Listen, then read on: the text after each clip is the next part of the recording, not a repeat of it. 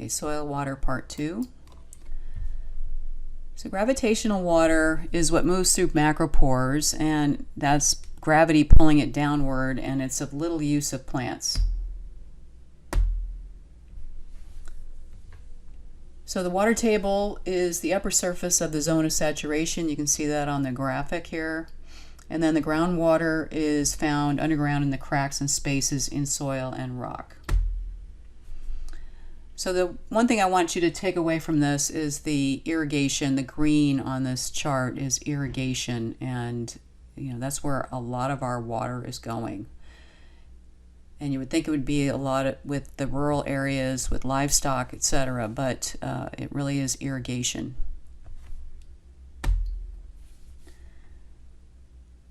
Okay, perched water table, you can see that here. It's basically where water gathers, and one of the things you've got here is you've got gravel and you've got sand, and those are two different types of soil textures. And when you have an interface between soil textures, you will have this perched water table, because it'll take a lot to get that water to go to another soil texture. It has to saturate the upper portion before it leaves that area. So you end up with this perched water table.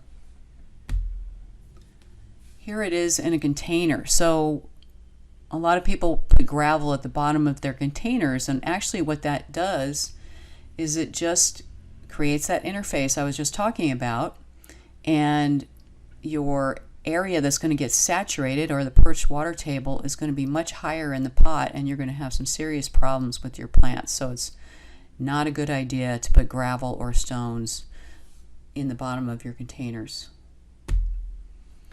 And here's just a graphic of the structure of water, a water molecule, and the hydrogen bonding between more than one water molecule.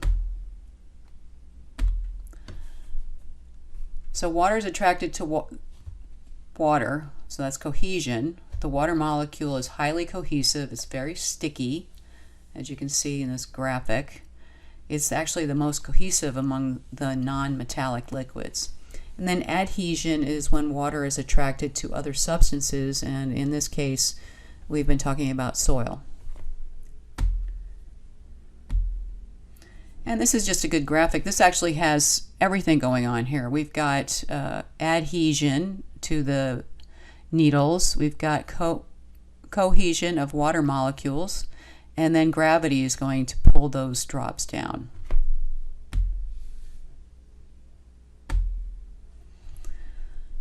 Okay, adhesion water is right around the soil particles. Cohesion water is between particles, sticking to itself.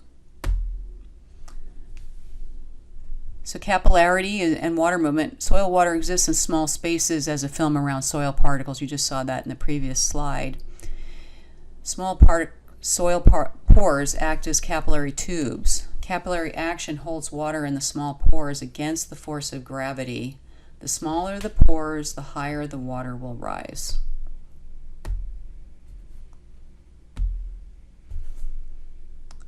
And water will move from particles with thicker films of water to particles of thinner films, up, down, etc.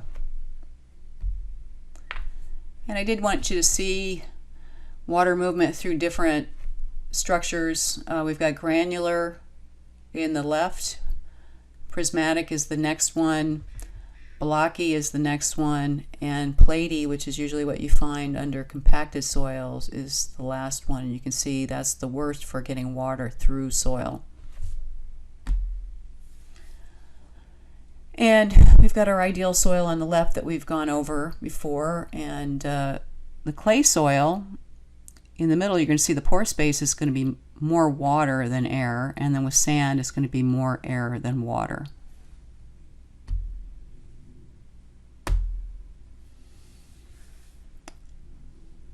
So you can see there's a higher capillary rise in clay soils than it is in sand type soils, because there's a great gravitational pull through sandy soils. They've got macropores, so the water is not going to be going up. It's going to rise greater in fine textured soil.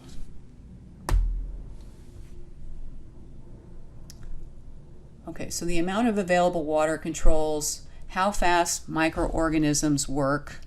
And microorganisms, they're going to need some air in there. If there's too much water, it can be a real problem.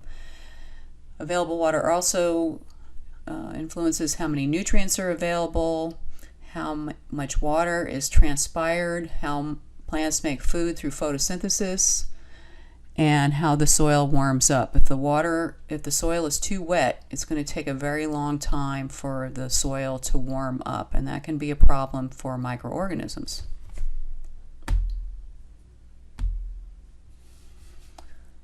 Okay, water is stored in the pore spaces in the soil and on the surface of soil particles. We saw that earlier, and the amount of water in the soil at any one time depends on several things. Of course, weather, if there's been a lot of heavy rain, which we've had a lot of that, the amount of runoff and the drainage rate of the water through the soil, and the size of the pore spaces.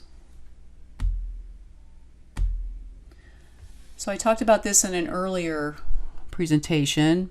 Here's saturation. All pores are full of water. The gravitational water is lost.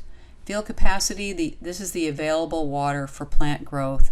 And then the wilting point, or permanent wilting point, there's no more water available to plants. I'm going to go through each one of these. So field capacity is the amount of soil moisture or water content held in the soil after the excess water is drained away.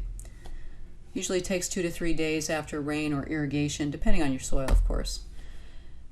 And this is the soil that has the ideal amount of both air and water. And this is perfect for plant processes such as nutrient uptake. Okay, in waterlogged soil, the pore spaces are filled with water and there's no room for air to enter. And this is where we get into a lot of problems with our plant diseases. There's not a lot of organisms that can survive this either, so you're going to be limited on that. So even if you have organic matter in the soil, it's not going to be breaking down because it doesn't have any oxygen.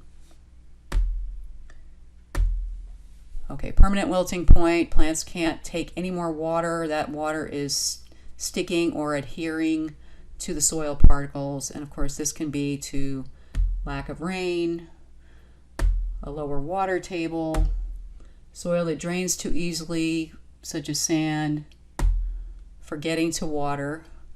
And really the two ways people kill their plants, it's either too much water or too little water, and that's the reality of the situation. So if you can rectify those, you're not going to have a lot of problems with your plants. Okay, here's just a typical water capacity. These are soils used for turf, or it could be for anything, but you can see that there's much more gravitational water in the sandy loam than there is in the clay loam. Plant available water is not going to be there. It's going to be more so in clay loam. And then there's actually more unavailable water in these small pores than you would have in the sandy loam. So one thing to think about is all irrigation water contains dissolved mineral salts. And it really has to do with where the irrigation water comes from.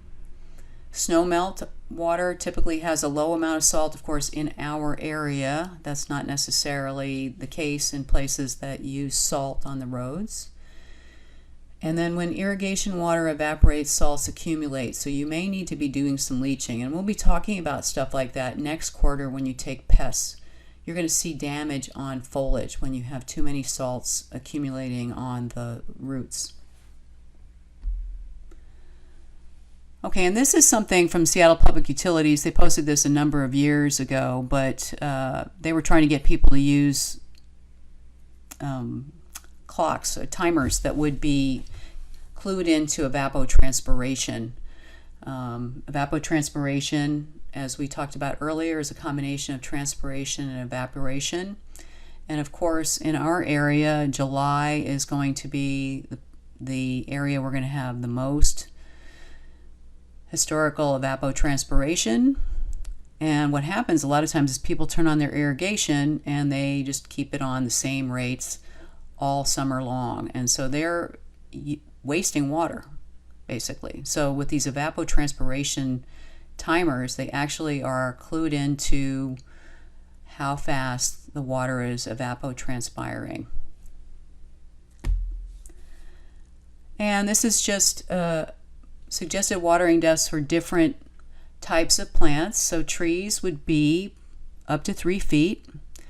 Shrubs are going to be about 2 feet, and then herbaceous material will be about 1 foot. And the thing to think about here is when you have a clay soil that has been allowed to dry out completely, you're going to have a lot of difficulty getting that moisture down 3 feet, because if you think about how slow it infiltrates into the soil, and then how slow does it percolate through the soil. So it's really important to not let the soil dry so completely, especially on plants that need to have some summer water. And this is an area, well, there is some irrigation classes coming up, but you're going to want to place your emitters along the plant's drip line if you're going to do drip irrigation.